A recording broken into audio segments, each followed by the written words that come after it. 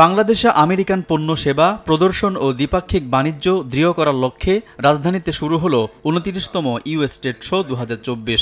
American Chamber of Commerce in Bangladesh ও ঢাকার যুক্তরাষ্ট্র দূতাবাসের আয়োজনে বৃহস্পতিবার রাজধানীর হোটেল ইন্টারকন্টিনেন্টালে শুরু হয় এই প্রদর্শনী।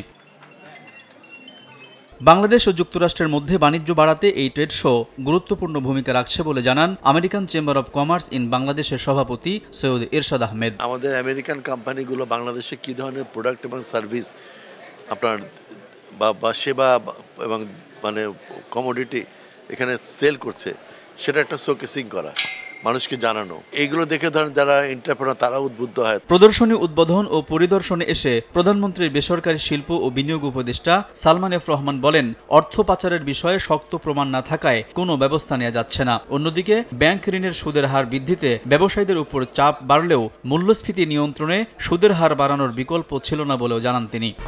1, 2, 3 ঢাকায় জমি জিতে নিন 100% ক্যাশব্যাক সহ 20 কোটি টাকার পুরস্কার।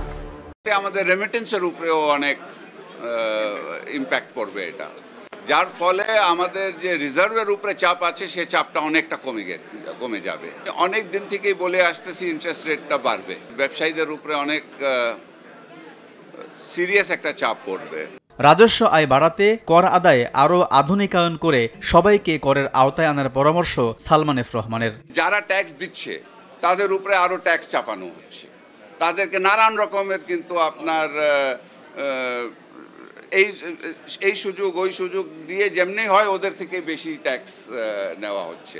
তো এটা তো ঠিক না, যেহেতু আমি ট্যাক্স নেটের ভিতরে ঢুকে গেছি আমার উপরে এই চাপটা বাড়বে। আমার বক্তব্যটা হচ্ছে এত লোকজন ট্যাক্স নেটের বাইরে আছে, এটা তো আমরা জানি যাদের টিন নাম্বার আছে, ধরেন কত লক্ষ টিন নাম্বার আছে আর আপনার ট্যাক্স পেয়ার কয়জন আছে। তো আমার কথাটা হচ্ছে কি আমাদেরকে ট্যাক্স নেটটা যেটা আছে এটাকে আমাদের বাড়াইতে হবে।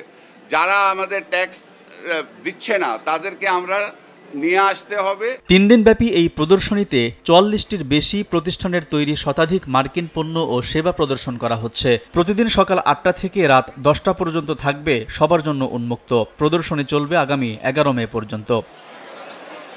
আলতাফ হোসাইন, সময় সংবাদ, ঢাকা।